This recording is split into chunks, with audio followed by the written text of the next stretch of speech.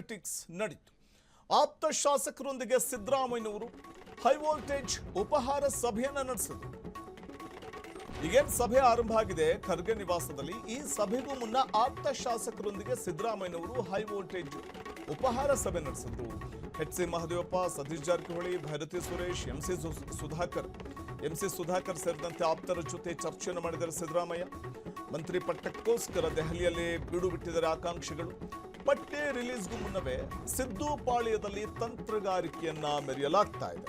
ಯಾಕಂದ್ರೆ ಸಭೆಗೂ ಮುನ್ನ ದೆಹಲಿಯಲ್ಲಿ ನಡೆದಂಥ ಸಿದ್ದರಾಮಯ್ಯನವರ ನೇತೃತ್ವದಲ್ಲಿ ಅವರ ಆಪ್ತ ಬಳಗದ ಜೊತೆ ನಡೆದಂಥ ಬ್ರೇಕ್ಫಾಸ್ಟ್ ಮೀಟಿಂಗ್ ಕುತೂಹಲ ಕೆಡೆ ಮಾಡಿಕೊಟ್ಟಿತ್ತು. ಯಾಕಂದ್ರೆ ಮೊದಲ ಹಂತದಲ್ಲಿ ಯಾರೆಲ್ಲ ಸಂಪುಟವನ್ನು ಸೇರ್ತಾರೆ ಅನ್ನುವಂಥ ಕುತೂಹಲ ಇದೆ. ಒಂದು ಕಡೆ ಸಿದ್ದರಾಮಯ್ಯನವರು ತಮ್ಮ ಪಟ್ಟಿಯನ್ನು ಹಿಡ್ಕೊಂಡು ದೆಹಲಿಗೆ ತೆರಳಿದ್ರೆ, ಡಿ ಕೆ ಶಿವಕುಮಾರ್ ಕೂಡ ತಮ್ಮ ಪಟ್ಟಿಯನ್ನು ಹಿಡ್ಕೊಂಡು ದೆಹಲಿಗೆ ತೆರಳಿರುವಂಥದ್ದು. ಅಂತಿಮವಾಗಿ ಸಭೆಯಲ್ಲಿ ಆ ಎರಡೂ ಪಟ್ಟಿಯನ್ನು ಇಟ್ಕೊಂಡು 9 ಮಂದಿ ಸಚಿವರು ಯಾರಾಗ್ತಾರೆ ಅನ್ನುವಂಥದ್ದು ಒಂದು ಫೈನಲ್ ಮಾಡುತ್ತೆ ಹೈಕಮಾಂಡ್.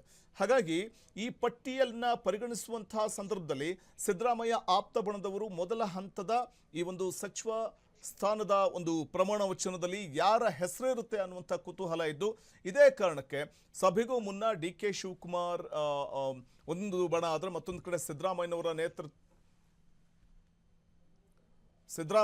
ನೇತೃತ್ವದಲ್ಲಿ ಮತ್ತೊಂದು ಬಣ ಬ್ರೇಕ್ಫಾಸ್ಟ್ ಮೀಟಿಂಗ್ ಅನ್ನು ನಡೆಸಿದೆ.